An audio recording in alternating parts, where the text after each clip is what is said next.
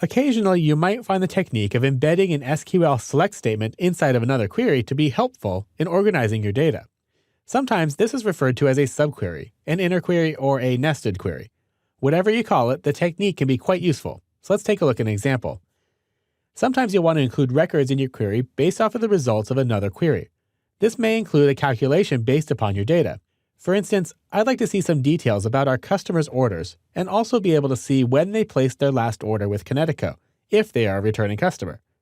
Let's go ahead and create a new query in Design View to take care of this. In the Show Table window, I'm going to choose a few tables. We're going to pull information out of the Customers table, the Orders table, and the Products table. Let's go ahead and close the Show Table window and start adding some fields down below. From the Customers table, I want Customer ID, first name, and last name. From the Orders table, I'd like to see the order ID number and the order date. And from the Products table, I want to see the product name. So I'll scroll down and choose name there. Now let's go ahead and apply a sort here. Let's go ahead and sort our records based off of the order date. So I'll come to the order date field and choose sort to descending. That'll create a situation where if I run it, our newest orders appear at the top of the list here. Let's go ahead and switch back into Design View. Now in this last column over here, I'd like to get an indication if this is a returning customer or not. If they are a returning customer, I want to see the date that they last placed an order with us. We can do that with an SQL subquery. Here, I'm going to right-click and choose Zoom to open up the Zoom box, which will give me more room to type. I'm also going to go here and change the font here up to about, let's say, 16. Now I have lots of room to type. In order to get this work, we need to create a select query that'll pull out the highest order date that is before the current order date. We can do this by starting with a column alias. I'm going to call this column Previous Order Date. And we'll follow it with a colon. Next, I'm going to open up a parenthesis, and we're going to start our select statement. Now, if it makes sense, we can press the Control-Enter key to move down a line in order to space things out a little bit.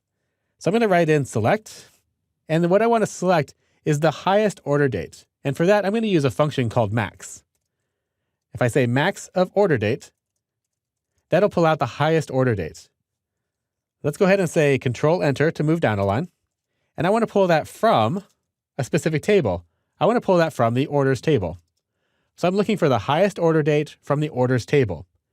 Now, because we're about to compare the order table inside of this inner select query with the Orders table that's out here in the main part of the query, we need to give this new Orders table an alias. So I'm going to call this as Old Orders.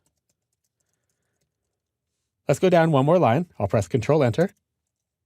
Here we're going to specify our criteria. So I'm going to type in where to type in a where clause. And I want to see only the orders where the order date is before the order date of the main query. So I can say oldorders.orderDate is less than, so I'll type in the less than character, the orders.orderDate. That'll refer to the order date that's in the main part of the query. Let's go down one more line. We also need another criteria. I'm not just looking for any order date that's before this order date. I'm looking for only the older order date for the same customer. So I need to specify and where the old order's customer ID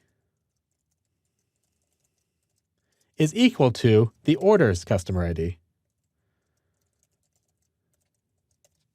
And I'll finish it off with a closing parenthesis.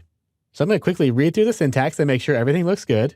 And it looks like we're OK, so I'll go ahead and press the OK button here. That'll fill in my last column in the query design, and we can go ahead and run it to see if it works. Uh-oh, looks like I have an error here, so let's go ahead and say OK. We'll go back in, and we'll check it out in the Zoom box.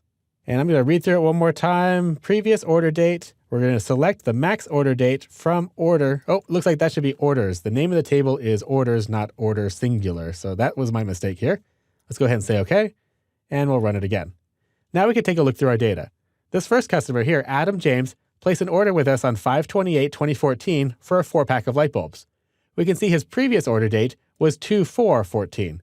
Let's go down and find that order. I'll scroll down until I get to February 4, 2014, and here we'll find Adam James is there.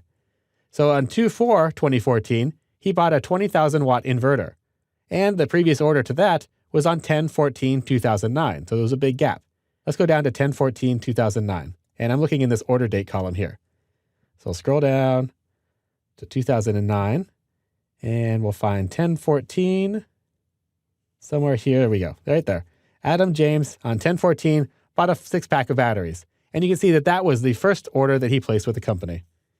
So the SQL subquery can be a useful tool in viewing your data in ways that just aren't possible using the design view alone.